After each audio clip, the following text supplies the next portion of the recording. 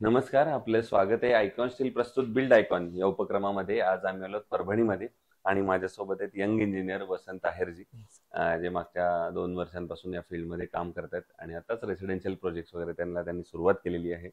तो त्यांचा हा प्रवास आतापर्यंत कसा आहे आणि भविष्यात कसा असणार आहे याबद्दल आपण बिल्ड आयकॉन या प्लॅटफॉर्मवर त्यांच्याशी गप्पा मारणार आहोत. सगळ्यात आधी मला विचारायला आवडेल ते म्हणजे तुमच्या शैक्षणिक पार्श्वभूमीबद्दल. म्हणजे तुमची शाळा कुठली होती, तुमचं कॉलेज कुठलं होतं आणि सिव्हिल इंजिनिअरिंग या फील्डमध्ये येण्यामागची प्रेरणा कुणाची होती, ज्यांच्यामुळे तुम्ही या फील्डमध्ये आलात? काय सांगाल? माझी प्रेरणा सर माझे मामा जे आहेत हं, सिव्हिल फील्डमध्ये आहेत. हं, त्यांच्यामुळे मी इकडे आलो हं, सिव्हिल फील्डमध्ये. हं. हा आणि शाळा कॉलेज कुठलं होतं? शाळा माझी गावातलीच होती.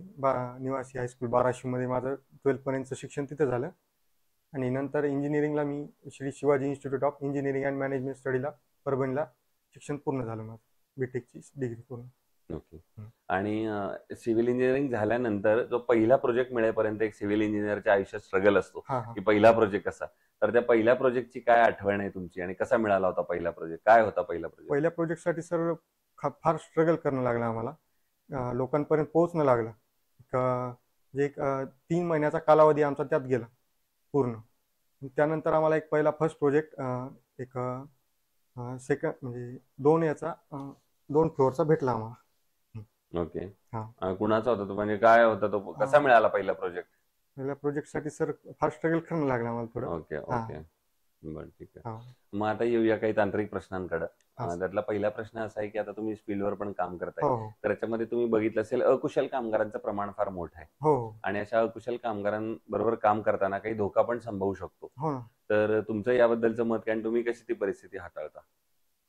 त्यासाठी आपण कामगारांना एक सेफ्टी कॅप वगैरे ठेवणं हे गरजेचं आहे आपल्या त्यासाठी. हम्म, आणि त्यांना वारंवार सूचना वगैरे देणं हे पण गरजेचं आहे त्यात. ओके. हं. दुसरं, या क्षेत्रामध्ये तंत्रज्ञान आता बदलत गेलंय, हो तुम्ही ना. जेव्हा शिकला असाल आणि आता.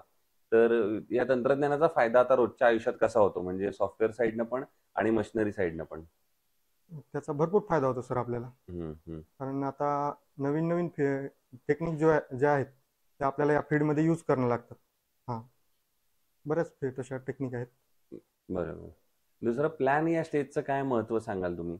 कारण रचना किंवा आराखडा किंवा आपण हां प्लॅन ज्याला म्हणतो, हां त्याचं महत्व तुमच्या नजरेतून काय सांगाल? कसं काम करता तुम्ही प्लॅनवर? प्लॅनिंगनुसार काम केलं तर एक चांगल्या क्वालिटीचं काम होतं.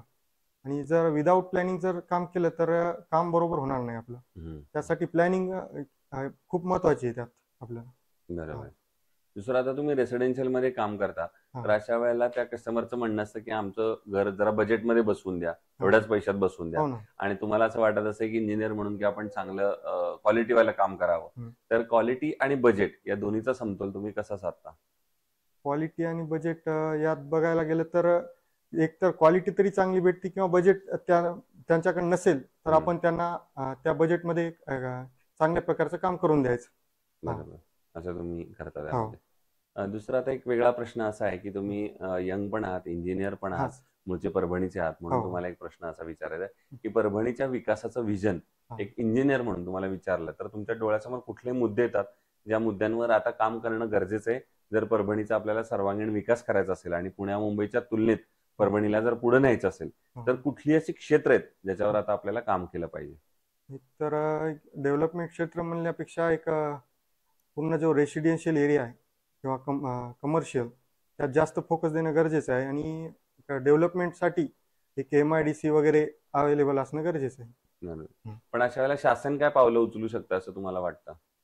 या अशा वेळी म्हणजे इंडस्ट्री आणण्यासाठी शासनानं हां काय प्रयत्न केले पाहिजेत, म्हणजे इंडस्ट्री लवकर येईल असं तुम्हाला वाटतं? त्यासाठी म्हणजे हं. तुम्ही म्हणालात ते अगदी मुद्दा बरोबर आहे की हो इंडस्ट्री हो पाहिजेत. हो मग कदाचित चांगली लँड कमी कॉस्टमध्ये उपलब्ध करून देणे हं, हं. इंडस्ट्रीला, चांगली मॅनपॉवर देणे, त्याच्यासाठी काहीतरी ट्रेनिंग इथं देणे, तर माझ्या मते अशी इंडस्ट्री डेव्हलप होईल असं तुम्हाला हां म्हणायचं असेल. बरं. ठीक. पुढचा प्रश्न असा आहे की आता या फील्डमध्ये जे नवीन तरुण इंजिनियर्स येतात हो तुमच्यासारखे, जे ज्युनियर्स येतात, त्यांना तुम्ही एक सिनियर म्हणून काय सल्ला द्याल असं या क्षेत्रात यासाठी आपल्याला येण्यापूर्वी? जास्तीत जास्त प्रॅक्टिकल नॉलेजवर फोकस करणे गरजेचे आहे. हम्म, या जर फील्डमध्ये यायचे असेल तर जास्तीत जास्त प्रॅक्टिकल नॉलेज घेणे गरजेचे आहे, बाकी काहीच नाही. बरं. हां दुसरं, तुम्ही आतापर्यंत केलेल्या प्रोजेक्टमध्ये असा एखादा प्रोजेक्ट आहे का की जो करताना काहीतरी अडचण आली, आव्हान आल्या, समस्या आल्या हो. आणि त्या आव्हानावर तुम्ही कशी मात केलीत, कसं सोल्युशन काढलं, असा एखादा प्रसंग आठवतोय का? आहे ना सर. आता आम्ही जो फर्स्ट प्रोजेक्ट केला त्यात आम्हाला खूप अडचणी आल्या. जसं की ज्यावेळेस आपण फाउंडेशन करू लागलो त्यावेळेस भरपूर पाणी लागलं होतं त्या ठिकाणी. त्यावेळेस त्या पाण्याचं मॅनेजमेंट वगैरे आम्ही व्यवस्थित केलं. त्यानंतर आम्हाला तो काम सोपं गेलं समजा. बरोबर. हा. दुसरं, आपण कन्स्ट्रक्शन मध्ये जेव्हा तुम्ही स्टील निवडता हा. तेव्हा त्याचे काय पॅरामीटर्स बघता आणि मग ठरवता की हे स्टील चांगलं आहे आणि हे वापरलं पाहिजे?